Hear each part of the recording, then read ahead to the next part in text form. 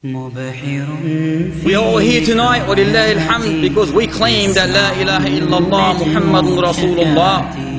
Is that what we believe?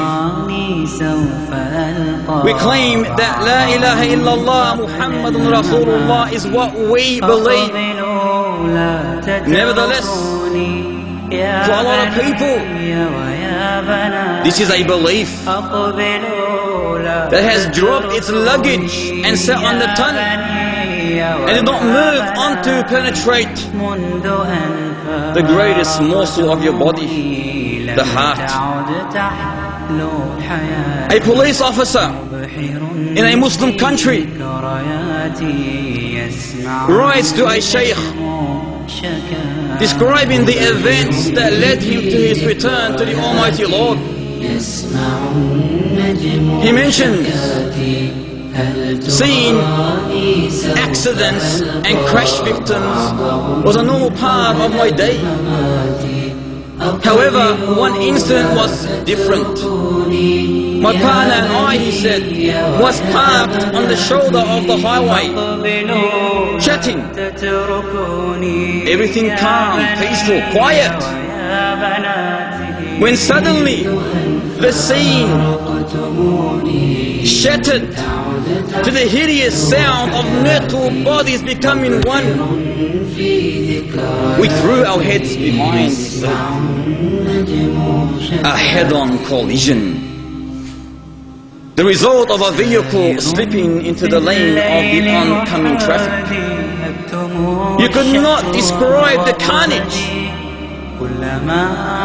Two young men sprawled in the first car. We gently removed them to the side of the road and quickly went back to the second car to assist the driver. However, he was dead. So we ran back to the two young men laying side by side on the pavement.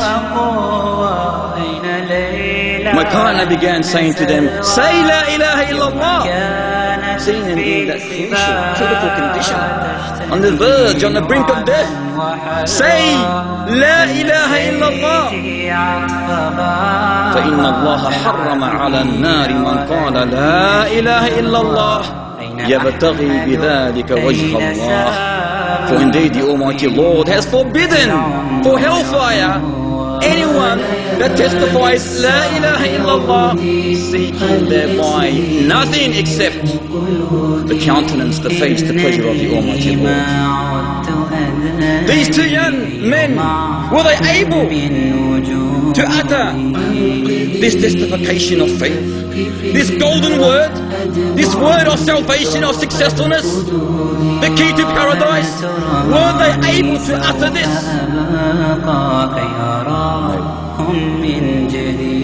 Instead they uttered.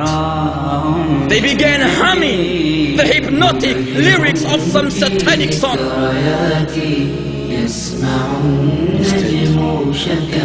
They started singing some evil satanic song. The officer said, "I've never seen anyone dying in such a satanic way. I was terrified." However, my partner, he mentioned, repeated the instructions, "Say La ilaha illallah." He did not give up. Wallahi, if these two young men said La ilaha illallah throughout their life, with the application of La ilaha illallah, it would have been easy for them to say La ilaha illallah. But no fasting, no pilgrimage, no La ilaha illallah in reality in their life. How are they going to say La ilaha illallah when they're on the brink of death? You can never ever succeed. So he repeated the instructions, say La ilaha illallah. The humming, a slow silence. The first one dropped, and the second one dropped, both dead. The last thing they uttered, the last thing they whispered, the last breath they breathed was the breath of Satan.